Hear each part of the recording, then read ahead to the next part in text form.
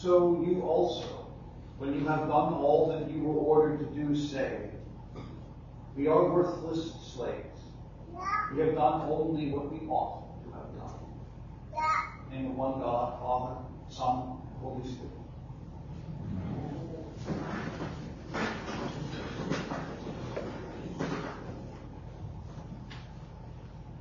Imagine, if you will, a survey of every person in the country being asked, who's over the age of 18, what they thought the biggest sin in the modern era is. Some would answer violence, maybe in our schools or homes. Others would talk about greed and economics designed to keep people poor. Still more might mention how advertising manipulates our minds into spending money we should be saving. My answer would be that I think the worst and most common sin of our era is idolatry. It's funny, in a way. We have converted the language of idols into something you might hopefully become. The show is called American Idol. And its entire point is seeking to elevate someone from obscurity to the veneration of millions, all for profit. Hero worship is rampant in other places too. From superhero movies to sports players to movie stars to TikTok influencers. From television shows about people with special abilities to books about spectacular individuals we should try to emulate. Idolatry has even made its way into our politics in various ways. It might seem like the only way to be anyone or to do anything is to have that special sauce of hero.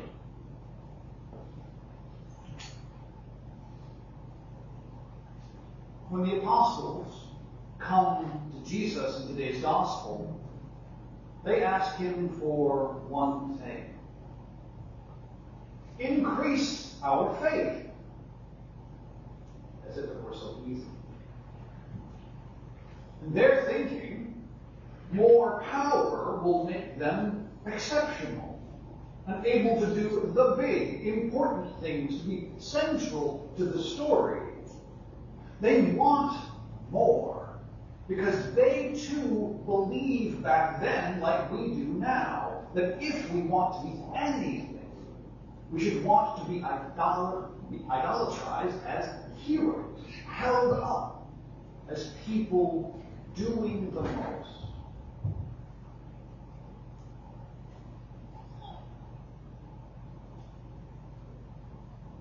I didn't have heroes growing up. As a child, I lionized my elder brother, from whom I'm now estranged, really without knowing who he was or having a relationship with him.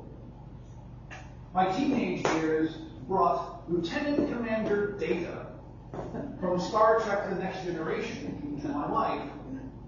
And I can remember wanting not to have emotions like him, because I thought that would make my life easier.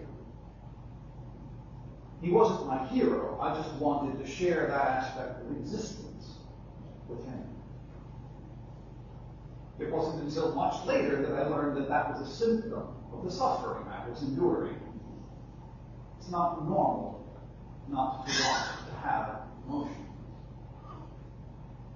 But to that end of not having heroes as I grew up, I find it hard to really get behind any one person or character that way. This means I also have a hard time relating to the passion of a fandom's ardent support for their person. The so-called Swifties, who back the singer Taylor Swift, have a devotion that could easily be called religious in many cases. And I can't relate. What I can connect with is wanting to be powerful in ways that affect the world around me, and wanting to share in the power that other people have by supporting them. I cannot count the number of times I've walked into hospital rooms and wanted the power to heal the person that's lying there. My daydreams are filled with hopes for a healed world at peace with itself and with nature. It is so tempting to tell myself that if I just had more power, more authority, more control, more specialness, that I could cause the good thing to happen.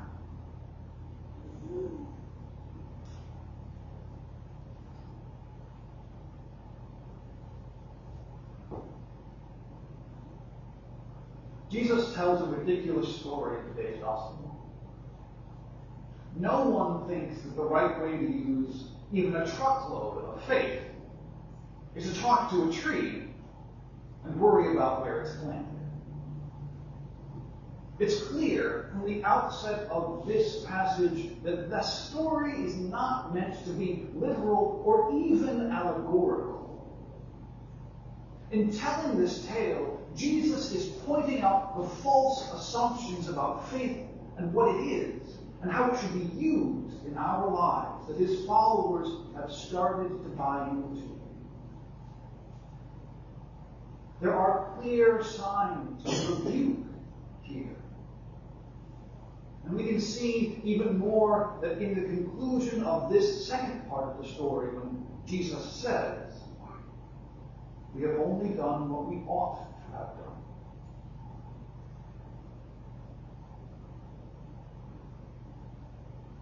Faith is not meant for grand gestures or the completion of some epic quest. It is not the secret power that only we get access to and nobody else.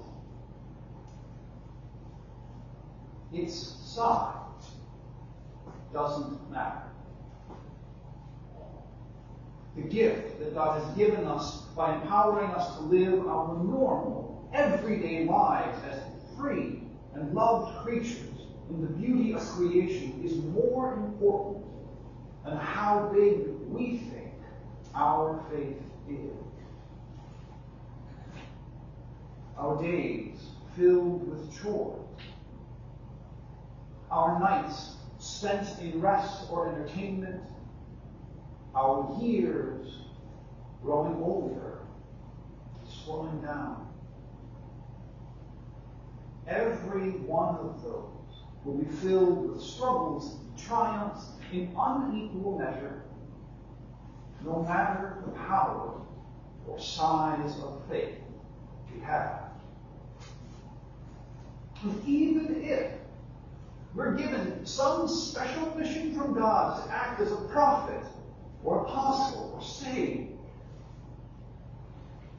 all we should say about our work at its end is that we have done what we should have and nothing more. Because the faith you have right now, no matter its size, no matter how big you feel it is, or is enough to do everything you are called to do.